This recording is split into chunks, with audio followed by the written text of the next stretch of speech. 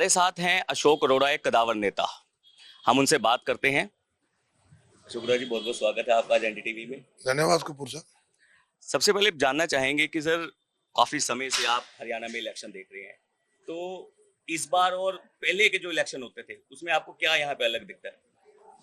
देखिए, जो पहला इलेक्शन होता था ना, पहले इलेक्शन में गांव में जो कुनबे का बुजुर्ग होता था उसके पास जाते थे, जो वो कह देता था ना तो तकरीबन सारा मोहल्ला उसकी बात को मान लेते थे। एक रुतबा होता था, भी एक परिवार का बड़ा है हमारे, उनमें से जो कह देगा कर देंगे।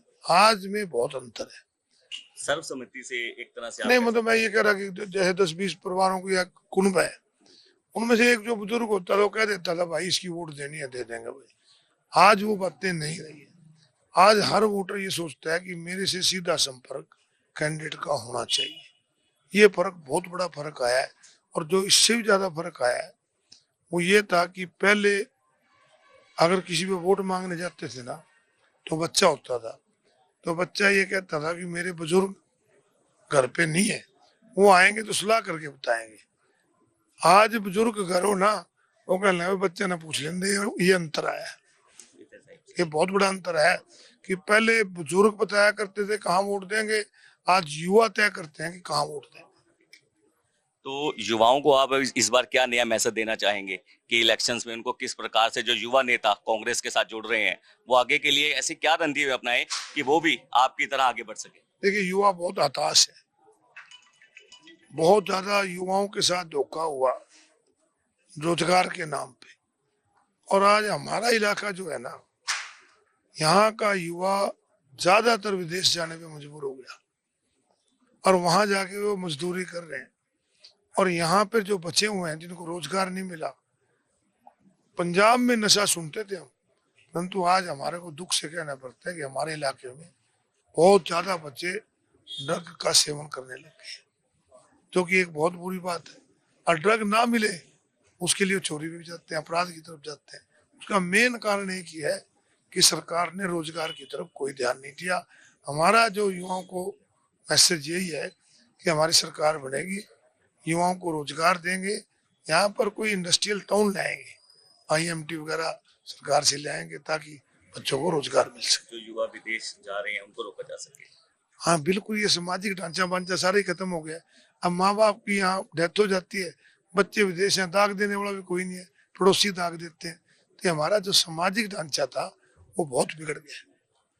और जो कांग्रेस ने अपना मैनिफेस्टो जारी किया है, बीजेपी आरोप लगा रही है कि हमारे जैसा बिल्कुल सेम ये मैनिफेस्टो जारी हुआ है, तो उनको क्या विपरीत उस पर बोलना चाहिए? बीजेपी का तो मैनिफेस्टो है ही नहीं। बीजेपी ने तो चेहरे हैं इनके अलग अलग। जब चुनाव में जाते हैं महंगाई कम करने की बात करते हैं, चुनाव के बाद कई गुना रेट बढ़ा देते हैं। चुनाव में जाते हैं भ्रष्टाचार खत्म करने की बात करते हैं, परंतु जब वोट ले लेते हैं तो भ्रष्टाचार खत्म हो जाता है। आज जिन व्यापारियों को ये चोर बताते थे, आज उनसे वोट मांगने जाते हैं। जिन किसानों को के बारे में कहते थे लठ उठा लो इनके खिलाफ, आज कहते हैं हम दाता है। ये तो वोट लेने के बाद अपमानित करने वाले लोग हैं। तो फिर जो अब अगर हम हरियाणा के साथ कुरुक्षेत्र की बात करें, कुरुक्षेत्र में आपके बीजेपी नेता कह रहे हैं कि हमने थानेसर का विकास 5,000 करोड़ से किया है, तो आपको लगता है कि यहाँ पर 5,000 करोड़ लगाया गया है? देखो, मैं अगर कहूंगा कि नहीं लगा तो आप कहोगे विरोधी पार्टी है। आप कुरुक्षेत्र में आए हो, हम आपका स्वागत करते हैं। आप अगर बाजारों में जाके, ब्रह्म सरोवर पे तीर्थ यात्रियों से जाके, ऑटो रिक्शा वालों से पूछो जिनके रोज फ्रेम टूट जाते हैं, पता लग जाएगा कि पैसा लगा कि नहीं लगा। तो अगर कांग्रेस दोबारा यहाँ पर 10 साल बाद दोबारा हरियाणा में आती है, तो क्या कुछ चेंजेस रहेंगे युवाओं के लिए, जो अभी आप रोजगार की बात कर रहे हैं, और उन आम लोगों के लिए जो चाहते हैं कि बदलाव की स्थिति हो? देखिए, सबसे ज्यादा जरूरी है प्रजातंत्र के अंदर जो सरकार बनाते हैं उनका सम्मान होना चाहिए। इस सरकार ने हर वर्ग को अपमानित किया। हम सबको समान जीने का अधिकार देंगे। इसके साथ साथ जो युवा आज हमारा भटका हुआ है, हमारा प्रयास होगा युवा को मुख्य धारा में ले आए और कुरुक्षेत्र के विकास के लिए एक प्लान योजना बनाएंगे। ये नहीं है कि सड़क बना दी, दूसरी तरफ एक ऊंची उठा दी, नीचे कच्ची रहेगी, वहाँ पानी खड़ा रहता है। एक प्लान बना के कुरुक्षेत्र का उसको बढ़िया ढंग से विकास कराएंगे।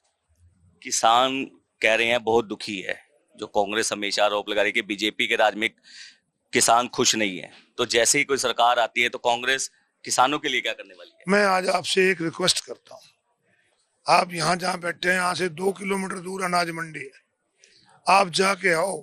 8-8 दिन से किसान की फसल पड़ी है, कोई खरीदने वाला नहीं।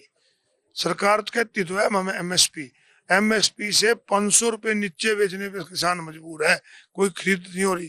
कांग्रेस की सरकार जब थी किसान को पूरा भाव मिलता था, और आगे कांग्रेस की सरकार में बनेगी तो हम गारंटी देते हैं किसान का सम्मान भी करेंगे और उसके पूरे रेट देंगे। हमारे साथ ही अशोक अरोड़ा जो कुरुक्षेत्र से दावा कर रहे हैं कि हम समाज में एक न्याय वितरण लाएंगे। रिपोर्टर कुरुक्षेत्र से कमिल सैनी के साथ अंकुर कपूर, एनडीटीवी इंडिया के लिए।